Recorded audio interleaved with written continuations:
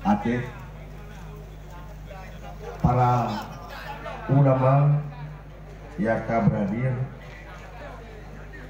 Bandung yang akan berhadir, lon ikut lagi perhormatan yang kau ikut untuk takong wate baik bayangkan. Mudah-mudahan wate tapu penuh becut. Dalam halnya jelas becut bahwa satu rapat mufakat untuk kepentingan perjuangan GAM lagi yang kau ikut, yang ini akan membaca untuk Gereja Bandung. Bismillahirrahmanirrahim. Pernyataan sikap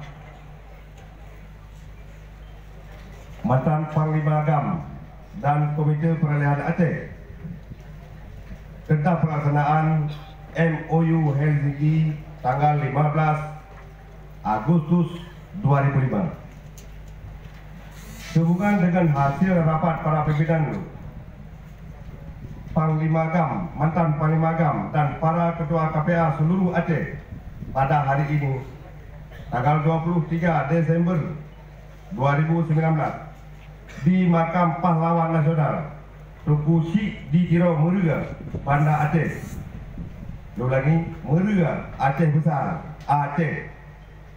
Dengan ini kami menyampaikan kepada Bapak Presiden Republik Indonesia. Yang pertama, kepada pemerintah pusat diharapkan supaya merealisasi semua ketentuan yang termuat dalam perjanjian damai MOU Helsinki harus menjadi dasar hukum dalam tata kelola pemerintahan rakyat Aceh sesuai dengan kesepakatan bersama antara pemerintah Republik Indonesia dengan Gerakan Aceh Merdeka. Kedua, kepada legislatif, eksekutif Aceh sesegera mungkin merumuskan kembali ketentuan hukum bagi Aceh berdasarkan prinsip-prinsip universal hak asasi manusia sebagaimana tercantum dalam Konvensi Internasional Perserikatan Bangsa-Bangsa mengenai hak-hak sipil dan hak politik, mengenai hak-hak ekonomi, sosial dan budaya sesuai dengan poin MOU Helsinki 1.1.2. Yang ketiga, pemerintah dan pemerintah Aceh agar segera memberikan perhatian penuh terhadap peningkatan kesejahteraan masyarakat Aceh dan mengikuti perjanjian damai yang telah disepakati antara pemerintah Republik Indonesia dan Gerakan Aceh Merdeka yang berjuang untuk mengikhlaskan diri untuk keadilan dan kesejahteraan rakyat Aceh seluruhnya.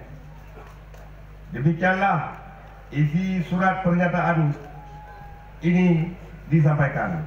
Kami harapkan demi menjaga perdamaian di Aceh, pernyataan sikap ini dapat menjadi perhatian utama bagi pemerintah.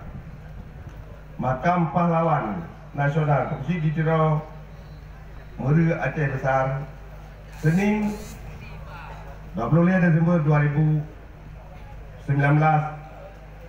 tertanda tangan mantan Panglima Gerakan Aceh Merdeka Muzakir Manaf mewakili ex-Tripoli Haji